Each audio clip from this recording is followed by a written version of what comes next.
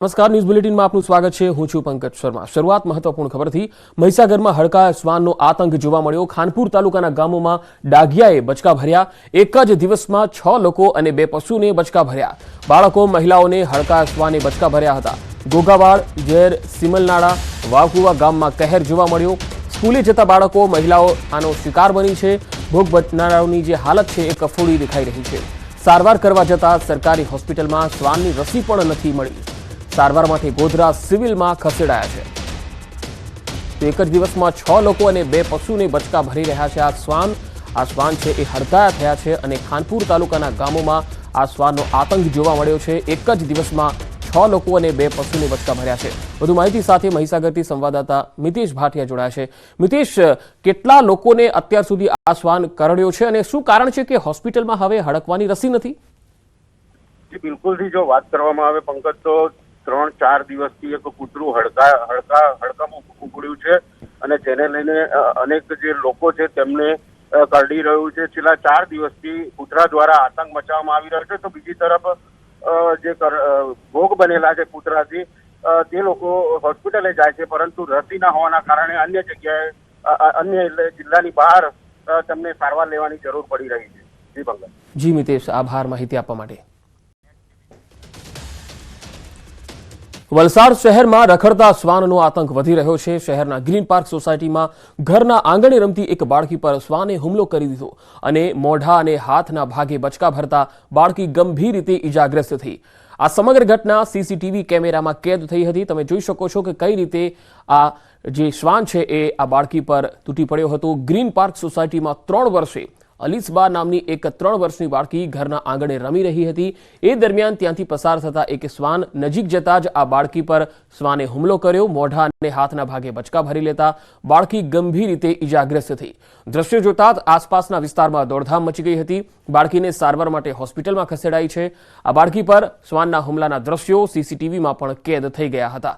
તો 2 અલગ અલગ તસવીર આપણે બતાવી રહ્યા છે, એક મહીસાગરની અને બીજી છે વલસાડની।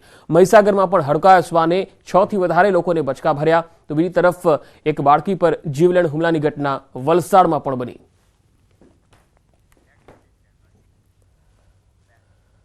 ધાનેરા અને બનાસકાંઠામાં રાખવાની માંગ સાથે છેડાયેલો આંદોલન, જેમાં હવે પૂર્વ ધારાસભ્ય મફતલાલ પુરોહિતે નિવેદન આપ્યું છે। પૂર્વ ધારાસભ્ય મફતલાલ પુરોહિતે નામ લીધા વિના તત્કાલીન ભાજપના જિલ્લા પ્રમુખ કીર્તિસિંહ વાઘેલા પર નિશાન તાક્યું અને કહ્યું કે મેં સંગઠનના એક મોટા પ્રમુખને ફોન કર્યો તો રીતસરના ધ્રુજતા હતા। મને ફોનમાં ખબર પડી કે છેવટે મારે ફોન કટ કરી દેવો પડ્યો અને એ પણ બાપુ તો જરૂર પડે ભારત માતાને પોતાના માથા આપી દીધેલા। તમે એ સમાજના અને આવી રીતે ડરો? આપણે યોગીજીના બટેંગે તો કટેંગેના સૂત્રને વળગી આગળ વધવાનું છે। 21મી જાન્યુઆરીએ જન આક્રોશ સભા યોજાશે। મેં ફોન કર્યો સંગઠનના મોટા પ્રમુખને, ધ્રુજે ફોન રીસર મને અનુભવ થાય। મેં કીધું તમને કઈ થાય ના જાય અને કેવા બાપુ આવા ડરનો બાપુ તો માથું કાપીને ફેંકી દે લે। જરૂર પડી છે ભારત માતાને તો માથા આપી દીધા એ સમાજના તમે, અને તમે આવી રીતે ડરીને જીવો અને રાજીનામા તો ગજવામાં લઈને ભરે। એ કેમ કે આ લઈ લે આ રાજીનામું શું કહેવા માંગે? પાર્ટીને તમારી જરૂર છે, પાર્ટી ચાલે છે તમારાથી। શું કામ પાયેલા થઈ બેઠા છો ઘરે અને તમે આવી રીતે ડરીને જીવો? ચૂંટાયેલા સભ્યો બિચારા નપાણિયા, એ તો થરથર કાપે। અમારે તો જવું પડે, તમારે જવું પડે ત્યાં નહીં। પ્રજાપતિ જવું છે ભલા થાય। આજે અમે રડીએ છીએ, અમને કોઈએ પૂછ્યું નથી કે અમે આ નિર્ણય લઈએ છીએ। કોઈએ નથી પૂછ્યું, સંગઠનને નથી પૂછ્યું, ચૂંટાયેલા લોકોને નથી પૂછ્યું। મનસ્વી રીતે બિલકુલ મનમાં વિચાર આવી ગયો સેક્ટરલીનો અને નિર્ણય લઈ લીધો। ભાઈ એનાથી અમને શું તકલીફ થવાની છે અમને સમજાય છે, તમને કેમ નથી સમજાતી? આધળા કેમ થઈ ગયા છો? અને હવે સાંભળીએ પ્રધાનમંત્રી નરેન્દ્ર મોદીની મન કી બાત. થોડી વારમાં જ પ્રધાનમંત્રી મોદી મન કી બાત કાર્યક્રમને સંબોધન કરશે. રેડિયો પર આ 118મો એપિસોડ જે છે એ આપ ન્યૂઝ 18 ગુજરાતી પર પણ સાંભળી શકો છો. પીએમ મોદીની 118મી વાર મન કી બાત. આજે પીએમ મન કી બાતમાં અનેક મુદ્દાઓ અને દેશને લગતા ઘણા બધા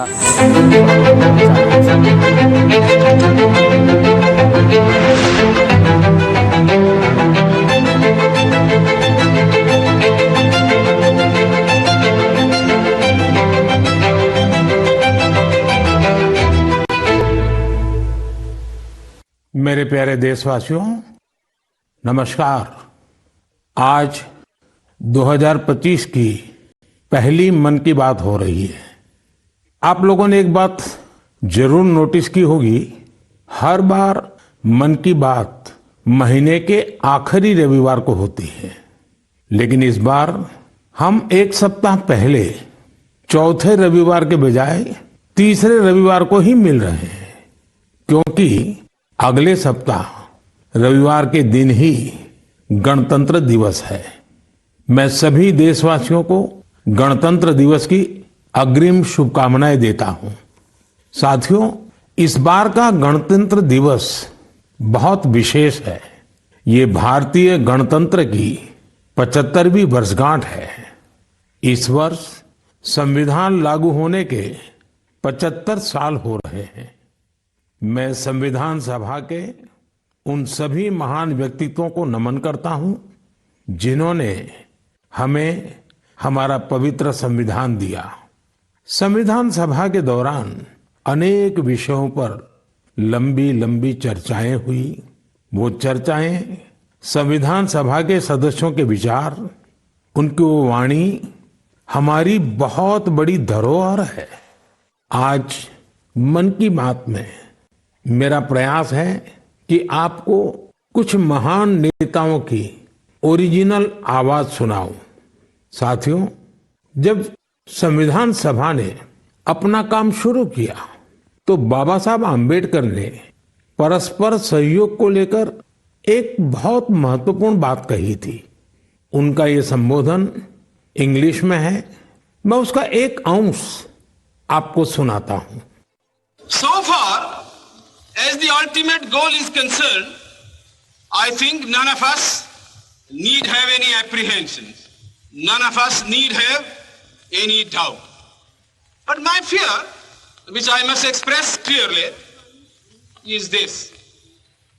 Our difficulty, as I said, is not about the ultimate future. Our difficulty is how to make the heterogeneous mess that we have today take a decision in common and march in a cooperative way on that road which is bound to lead us to unity. Our difficulty is not with regard to the ultimate. Our difficulty is with regard to the beginning.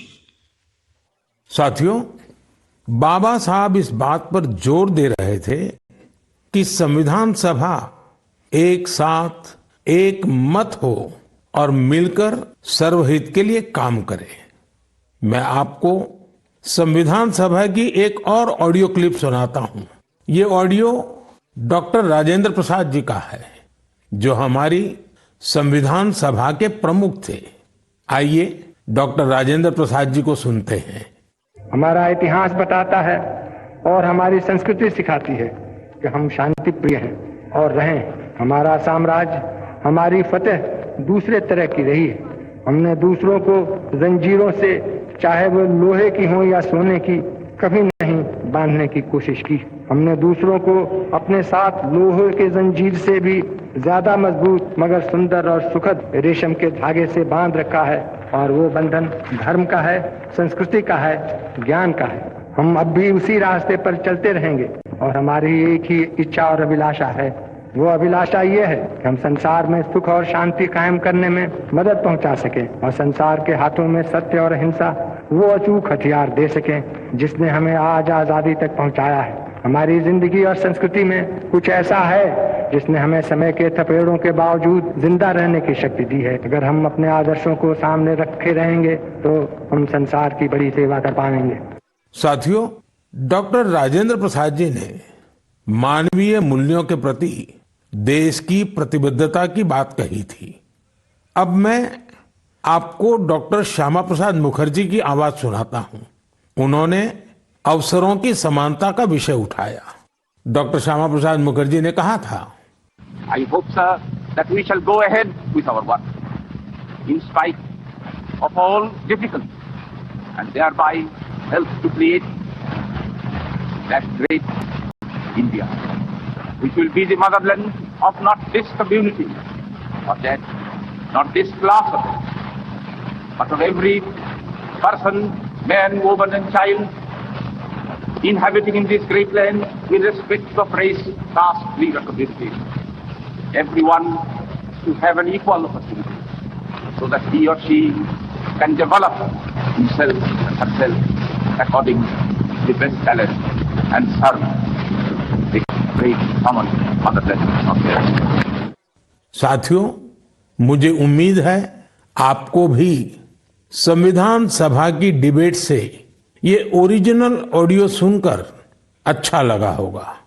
हम देशवासी को इन विचारों से प्रेरणा लेकर ऐसे भारत के निर्माण के लिए काम करना है जिस पर हमारे संविधान निर्माताओं को भी गर्व हो।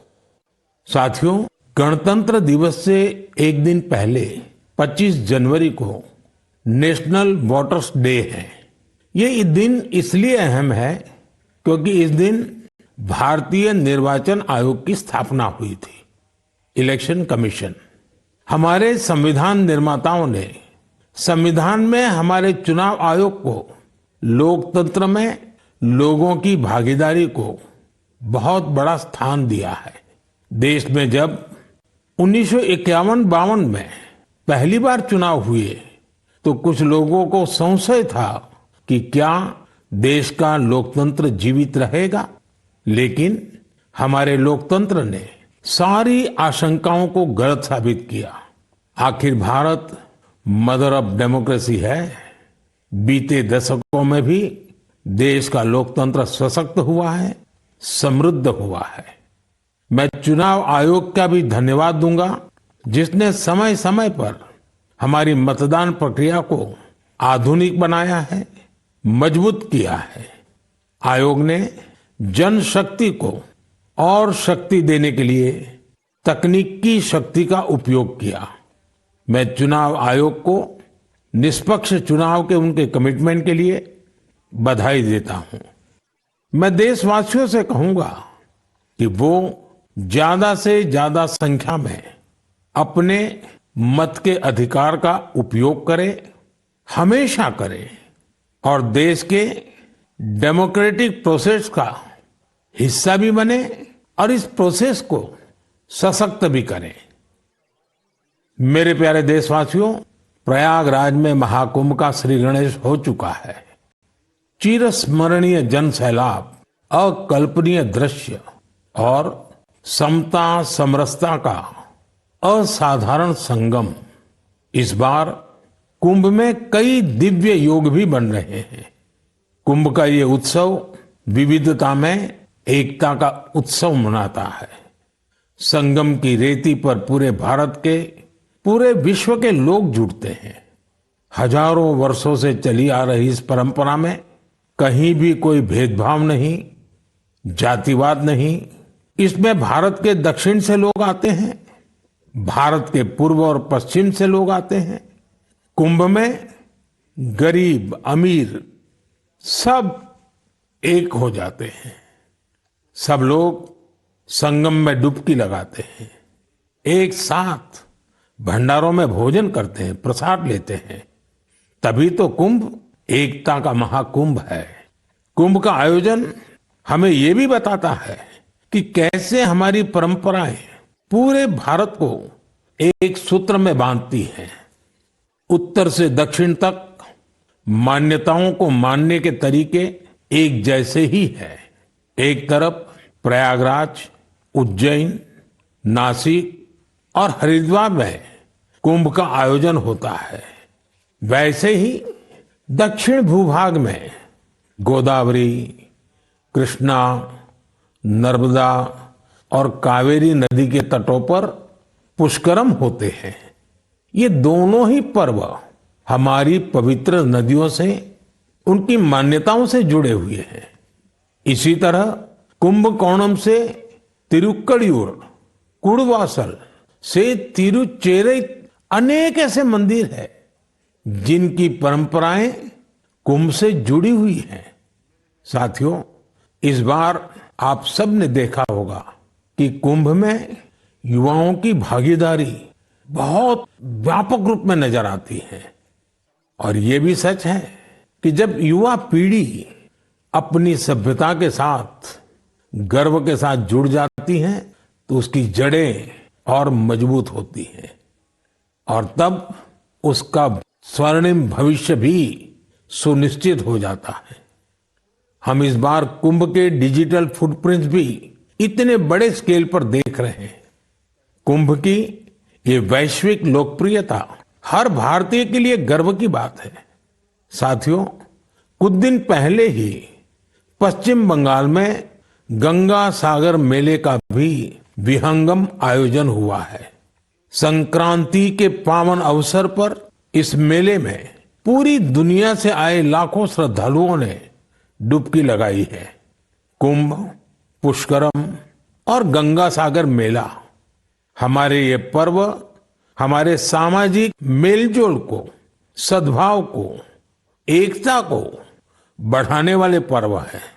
ये पर्व भारत के लोगों को भारत की परंपराओं से जोड़ते हैं और जैसे हमारे शास्त्रों ने संसार में धर्म, अर्थ, काम, मोक्ष चारों पर बल दिया है, वैसे ही हमारे पर्वों और परंपराएं भी आध्यात्मिक, सामाजिक, सांस्कृतिक और आर्थिक हर पक्ष को भी सशक्त करते हैं। साथियों, इस महीने हमने पौष शुक्ल द्वादशी के दिन रामलला के प्राण प्रतिष्ठा पर्व की पहली वर्षगांठ मनाई है। इस साल पौष शुक्ल द्वादशी 11 जनवरी को पड़ी थी।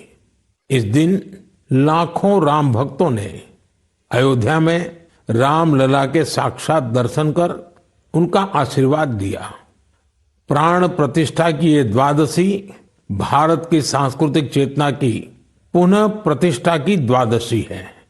इसलिए पौष शुक्ल द्वादशी का ये दिन एक तरह से प्रतिष्ठा द्वादशी का दिन भी बन गया है। हमें विकास के रास्ते पर चलते हुए ऐसे ही अपनी विरासत को भी सहेजना है, उनसे प्रेरणा लेते हुए आगे बढ़ना है। मेरे प्यारे देशवासियों, 2025 की शुरुआत में ही भारत ने अंतरिक्ष के क्षेत्र में कई ऐतिहासिक उपलब्धियां हासिल की हैं। आज मुझे ये बताते हुए गर्व है कि एक भारतीय स्पेस टेक स्टार्टअप बेंगलुरु के पिक्सेल ने भारत का पहला निजी सैटेलाइट कॉन्स्टेलेशन फायरफ्लाई सफलतापूर्वक लॉन्च किया है। यह सैटेलाइट कॉन्स्टेलेशन दुनिया का सबसे high resolution hyper spectral satellite constellation है। इस उपलब्धि ने न केवल भारत को आधुनिक स्पेस टेक्नोलॉजी में अग्रणी बनाया है, बल्कि यह आत्मनिर्भर भारत की दिशा में भी एक बड़ा कदम है। ये सफलता हमारे निजी स्पेस सेक्टर की बढ़ती ताकत और इनोवेशन का प्रतीक है। मैं इस उपलब्धि के लिए पिक्सेल की टीम, इसरो और इन स्पेस को पूरे देश की ओर से बधाई देता हूं। साथियों, कुछ दिन पहले हमारे वैज्ञानिकों ने स्पेस सेक्टर में ही एक और बड़ी उपलब्धि हासिल की। हमारे साइंटिस्ट ने सैटेलाइट्स की स्पेस डॉकिंग कराई है। जब अंतरिक्ष में 2 स्पेस क्राफ्ट कनेक्ट किए जाते हैं तो इस प्रक्रिया को स्पेस डॉकिंग कहते हैं। यह तकनीक अंतरिक्ष में स्पेस स्टेशन तक सप्लाई भेजने और क्रू मिशन के लिए अहम है। भारत ऐसा चौथा देश बना है जिसने ये सफलता हासिल की है। साथियों, हमारे वैज्ञानिक अंतरिक्ष में पौधे उगाने और उन्हें जीवित रखने के प्रयास भी कर रहे हैं। इसके लिए इसरो के वैज्ञानिकों ने लोबिया के बीज को चुना। 30 दिसंबर को भेजे गए ये बीज अंतरिक्ष में ही अंकुरित हुए। ये एक बेहद प्रेरणादायक प्रयोग है जो भविष्य में स्पेस में सब्जियों उगाने का रास्ता खोलेगा। ये दिखाता है कि हमारे वैज्ञानिक कितनी दूर की सोच के साथ काम कर रहे हैं। साथियों, मैं आपको एक और प्रेरणादायक पहल के बारे में बताना चाहता हूं। आईआईटी मद्रास का एक्सटेम केंद्र अंतरिक्ष में मैन्युफैक्चरिंग के लिए नई तकनीकों पर काम कर रहा है। ये केंद्र अंतरिक्ष में 3D printed buildings, metal forms और ऑप्टिकल फाइबर जैसे तकनीकों पर रिसर्च कर रहा है। ये सेंटर बिना पानी के कंक्रीट निर्माण जैसी क्रांतिकारी विधियों को भी विकसित कर रहा है। एक्सटेम की ये रिसर्च भारत के गगनयान मिशन और भविष्य के स्पेस स्टेशन को मजबूती देगी। इससे मैन्युफैक्चरिंग में आधुनिक टेक्नोलॉजी के भी नए रास्ते खुलेंगे। साथियों, ये सभी उपलब्धियां इस बात का प्रमाण है कि भारत के वैज्ञानिक और इनोवेटर्स भविष्य की चुनौतियों का समाधान देने के लिए कितने विजनरी हैं। हमारा देश आज स्पेस टेक्नोलॉजी में नए कीर्तिमान स्थापित कर रहा है।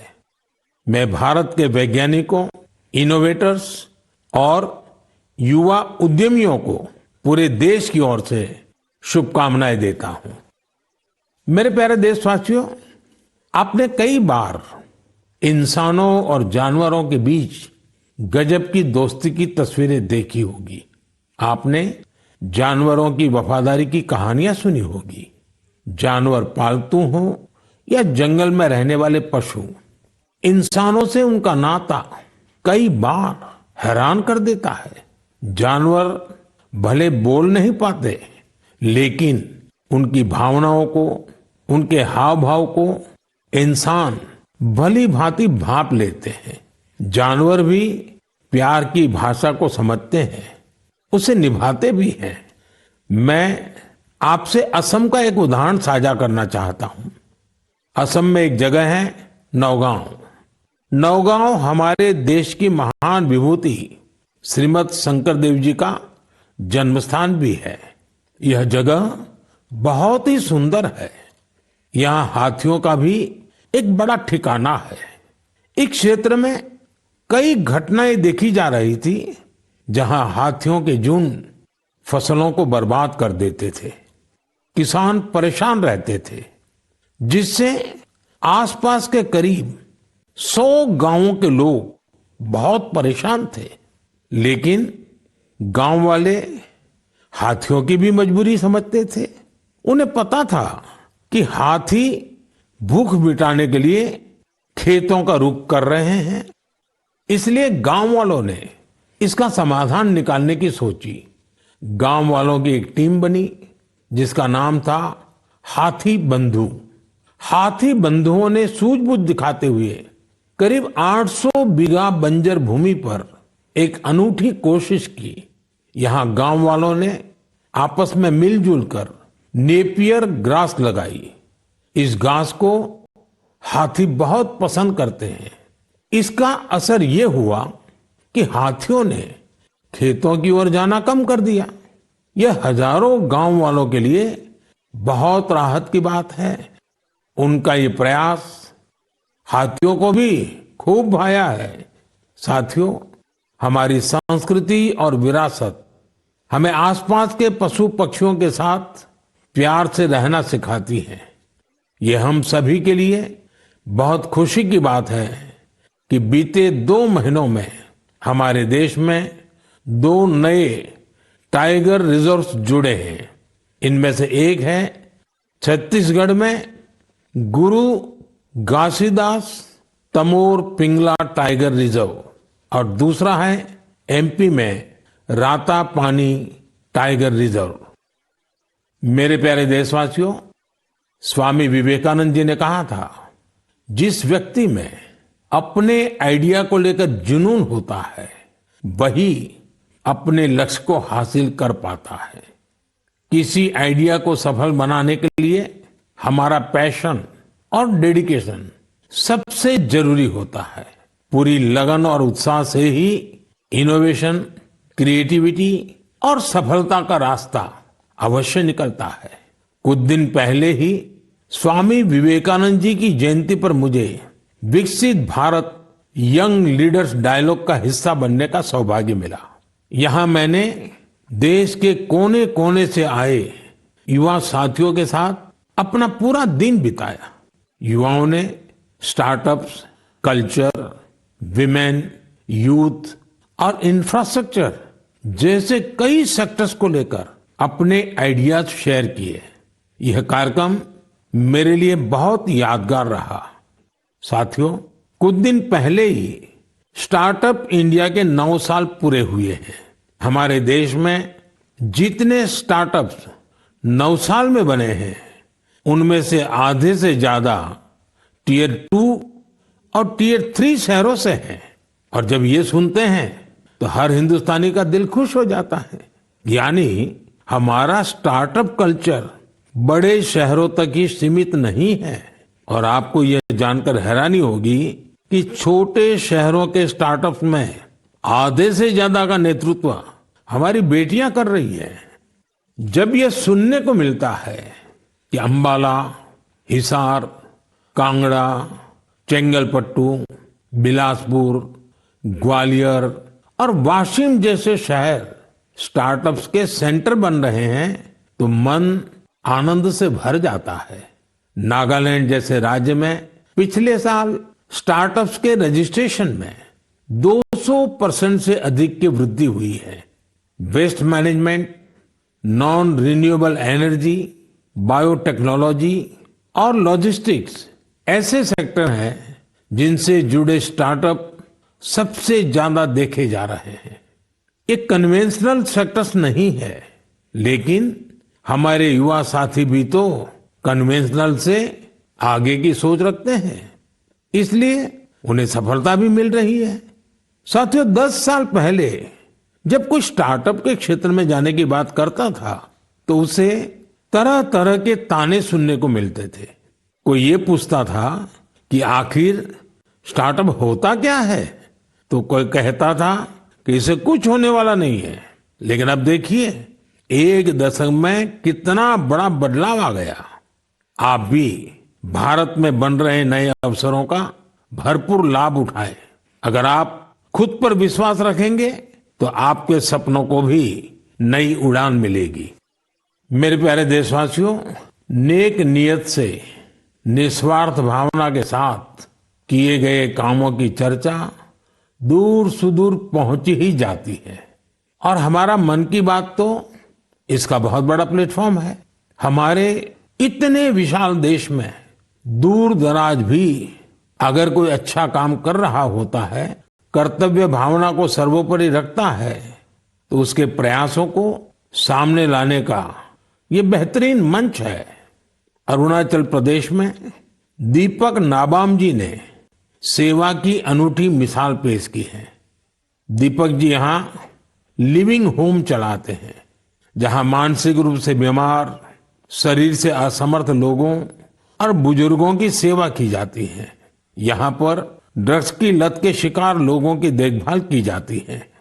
दीपक नाबाम जी ने बिना किसी सहायता के समाज के वंचित लोगों, हिंसा पीड़ित परिवारों और बेघर लोगों को सहारा देने का अभियान शुरू किया। आज उनकी सेवा ने एक संस्था का रूप ले लिया है। उनकी संस्था को कई अवार्ड से भी सम्मानित किया गया है। लक्षद्वीप के कवरत्ती द्वीप पर नर्स के रूप में काम करने वाली के हिडुम्बी जी, उनका काम भी बहुत प्रेरित करने वाला है। आपको ये जानकर हैरानी होगी कि वो 18 वर्ष पहले सरकारी नौकरी से रिटायर हो चुकी हैं, लेकिन आज भी उसी करुणा और स्नेह के साथ लोगों की सेवा में जुटी हैं जैसे वो पहले करती थी। लक्षद्वीप के ही केजी मोहम्मद जी के प्रयास ये भी अद्भुत है। उनकी मेहनत से मिनिकॉय द्वीप का मरीन इकोसिस्टम मजबूत हो रहा है। उन्होंने पर्यावरण के प्रति लोगों को जागरूक करने के लिए कई गीत लिखे हैं। उन्हें लक्षद्वीप साहित्य कला अकादमी की तरफ से बेस्ट फोक सॉन्ग अवार्ड भी मिल चुका है। केजी मोहम्मद रिटायरमेंट के बाद वहां के म्यूजियम के साथ जुड़कर भी काम कर रहे हैं। साथियों, एक और बड़ी अच्छी खबर अंडमान और निकोबार द्वीप समूह से भी है। निकोबार जिले में वर्जिन कोकोनट ऑयल को हाल ही में जीआई टैग मिला है। वर्जिन कोकोनट ऑयल, उसको जीआई टैग के बाद एक और नई पहल हुई है। इस ऑयल के उत्पादन से जुड़ी महिलाओं को संगठित कर सेल्फ हेल्प ग्रुप बनाए जा रहे हैं। उन्हें मार्केटिंग और ब्रांडिंग की स्पेशल ट्रेनिंग भी दी जा रही है। ये हमारे आदिवासी समुदायों को आर्थिक रूप से सशक्त बनाने की दिशा में एक बड़ा कदम है।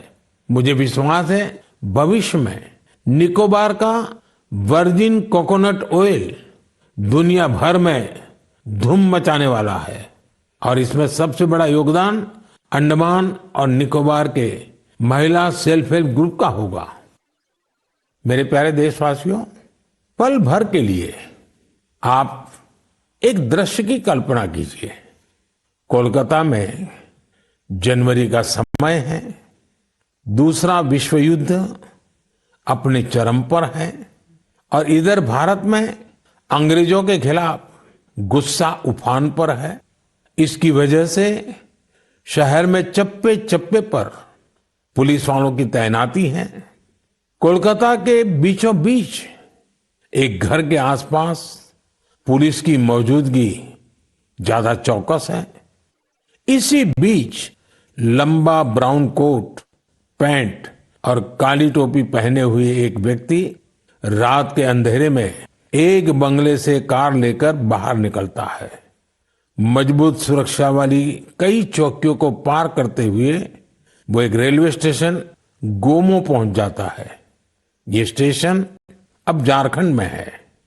यहां से एक ट्रेन पकड़कर वो आगे के लिए निकलता है। इसके बाद अफगानिस्तान होते हुए वो यूरोप जा पहुंचता है और यह सब अंग्रेजी हुकूमत के अवैध किलेबंदी के बावजूद होता है। साथियों, ये कहानी आपको फिल्मी सीन जैसी लगती होगी। आपको लग रहा होगा इतनी हिम्मत दिखाने वाला व्यक्ति आखिर किस मिट्टी का बना होगा। दरअसल ये व्यक्ति कोई और नहीं, हमारे देश की महान विभूति नेताजी सुभाष चंद्र बोस थे। 23 जनवरी यानी उनकी जन्म जयंती को अब हम पराक्रम दिवस के रूप में मनाते हैं। उनके शौर्य से जुड़ी इस गाथा में भी उनके पराक्रम की झलक मिलती है। कुछ साल पहले मैं उनके उसी घर में गया था जहां से वे अंग्रेजों को चकमा देकर निकले थे। उनकी वो कार अभी वहां मौजूद है। वो अनुभव मेरे लिए बहुत ही विशेष रहा। सुभाष बाबू एक विजनरी थे। साहस तो उनके स्वभाव में रचा बसा था। इतना ही नहीं, वे बहुत कुशल प्रशासक भी थे। महज 27 साल की उम्र में वो कोलकाता कॉरपोरेशन के चीफ एग्जीक्यूटिव ऑफिसर बने और उसके बाद उन्होंने मेयर की जिम्मेदारी भी संभाली। एक प्रशासक के रूप में भी उन्होंने कई बड़े काम किए। बच्चों के लिए स्कूल, गरीब बच्चों के लिए दूध का इंतजाम और स्वच्छता से जुड़े उनके प्रयासों को आज भी याद किया जाता है। नेताजी सुभाष का रेडियो के साथ भी गहरा नाता रहा है। उन्होंने आजाद हिंद रेडियो की स्थापना की थी, जिस पर उन्हें सुनने के लिए लोग बड़ी बेसब्री से प्रतीक्षा करते थे। उनके संबोधनों से विदेशी शासन के खिलाफ लड़ाई को एक नई ताकत मिलती थी। आजाद हिंद रेडियो पर अंग्रेजी, हिंदी, तमिल, बांग्ला, मराठी, पंजाबी, पश्तो और उर्दू में न्यूज बुलेटिन का प्रसारण होता था। मैं नेताजी सुभाष चंद्र बोस को नमन करता हूं। देश भर के युवाओं से मेरा आग्रह है कि वे उनके बारे में अधिक से अधिक पढ़ें और उनके जीवन से निरंतर प्रेरणा लें। साथियों, मन की बात का ये कार्यक्रम हर बार मुझे राष्ट्र के सामूहिक प्रयासों से, आप सबकी सामूहिक इच्छा शक्ति से जोड़ता है। हर महीने मुझे बड़ी संख्या में आपके सुझाव, आपके विचार मिलते हैं और हर बार इन विचारों को देखकर विकसित भारत के संकल्प पर मेरा विश्वास और बढ़ता है। आप सब इसी तरह अपने अपने काम से भारत को सर्वश्रेष्ठ बनाने के लिए प्रयास करते रहें। इस बार की मन की बात में फिलहाल इतना ही। अगले महीने फिर मिलेंगे। भारतवासियों की उपलब्धियां, संकल्पों और सिद्धियों की नई गाथाओं के साथ। बहुत बहुत धन्यवाद। नमस्कार।